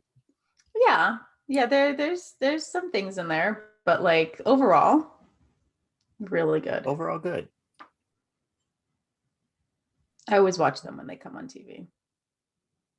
I They're so don't, good. but Oh, like I think I've seen the second one. Like I I know. We need you to watch number two, and I've most definitely never seen the third one. which I'm kind of sad at. We go yeehaw. I don't really like westerns, so Yeah, but yeah, who yeah, knows? yeah. True, true, true, true, true. Um, but yeah, very iconic. And what are your recommendations for this week? I have three. My first one is Part Two on the Run by Jay-Z featuring Beyonce. Love this Okay, song. One of my fave collabs by them. Really, really good. I also like that album. good album. Is it The Blueprint? Is that what it's called? I think Sure. so. Sure. I will also recommend Law and Order SVU, but I have a rant. Oh, Look, good. Look, it's propaganda. We all know it's propaganda. oh. Yes, Um, but like a good story is a good story. true. I did happen to watch an episode last night where a Okay. child was being convicted for killing another child. Oh, Like great. he like shot her. He like brought a school to he brought a gun to school and shot her. Um, A school but to gun. the way people were reacting in that show in that episode Mm-hmm. was ridiculous. Like he was Mm. a 7-year-old and they tried to Oh, convict him for jeez. murder. Oh my gosh. And I was like, why? Why are we convicting a 7-year-old? Yeah. And then so this like DA, this assistant DA, like she didn't want to convict him, but her boss was like, you have to. And Ugh. so she worked really hard to like not have to convict him. She came up with a way to not have to convict him. And then Mhm. at the end of the episode, um, the little boy gets murdered by a 12-year-old Oh, jeez. because the like the like news was like trying to spin it as like a racial thing Oh, of because course. the 7-year-old was Hispanic and the girl he shot was black, Oh my gosh. and he didn't even mean to shoot her. Like he was trying to shoot like some drug dealers that were making him deal drugs that he thought were going to kill him. Oh my So gosh. it was bad. Like I was Yeah, upset. that's not a great it episode. was I was upset after it. It was very bad.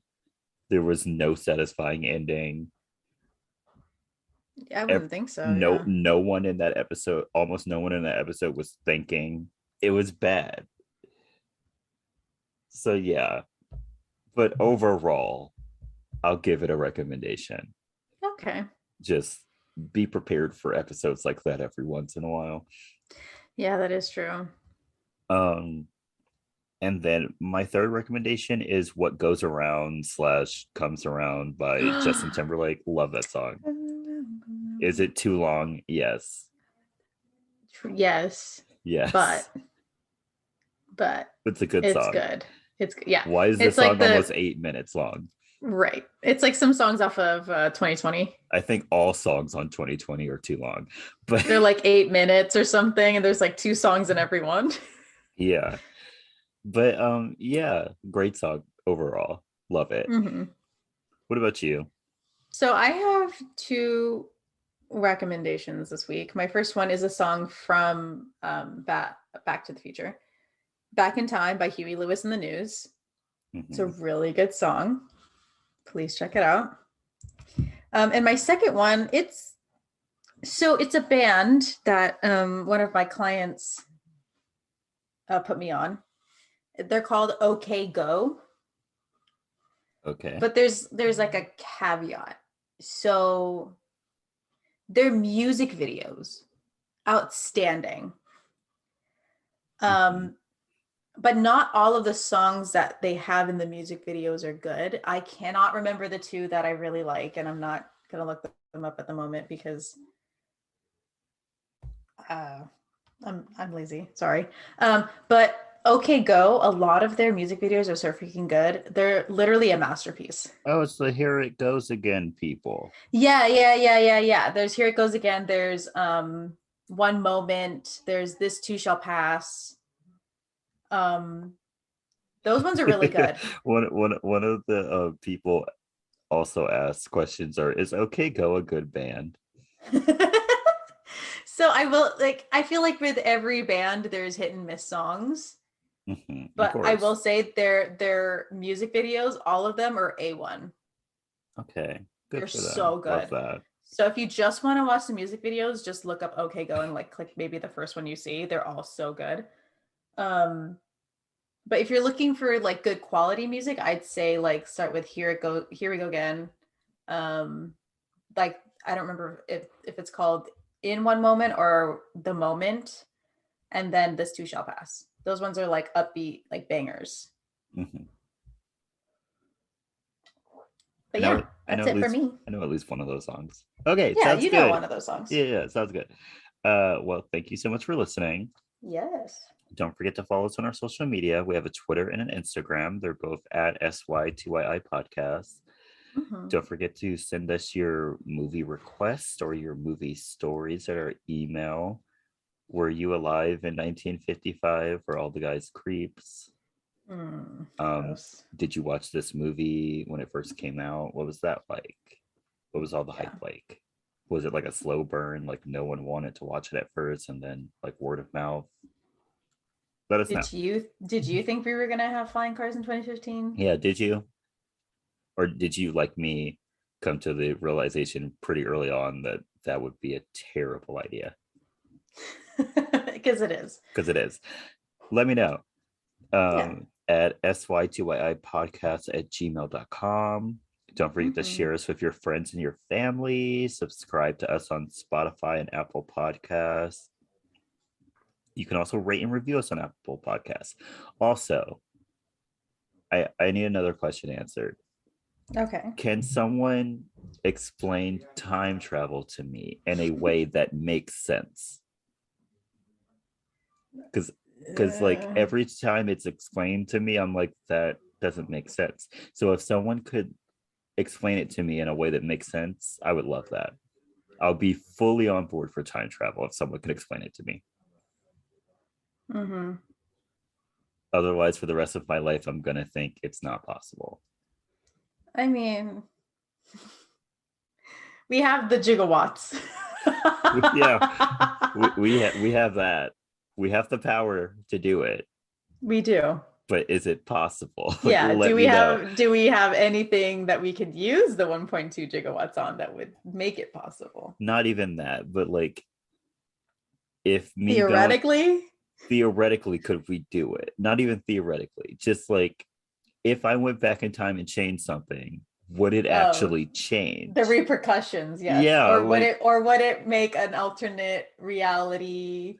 would it make an ultimate reality, or would it have been something that was always going to happen? Like, Yeah, because see, you were always going to go back. I need someone to explain this to me, I am please. too smooth brain, so use layman terms to Yeah, explain, please. every once in a while you can use a scientific word, but we'll have to Yeah. stop so I can Yeah, look and it then up. you're yeah, exactly. Yeah. But We're genuinely interested. I am genuinely interested. But Please. we just need the most basic terms you can use without it distorting the meaning. Yes. I feel like Please. I'm a pretty smart person. Yeah. I did physics. I've taken chemistry twice, barely passed, but I took it. I've taken tons of history classes, tons of business. I feel like I'm a smart person. I feel like I can catch on to things. Like just let me know. Let's try. Yeah, please. Yeah, that sounds good. But anyway, back to the outro. Yeah, don't forget to wear your mask, get vaccinated, get boosted, wash your hands, and stay iconic. Stay iconic, y'all. Bye. Bye.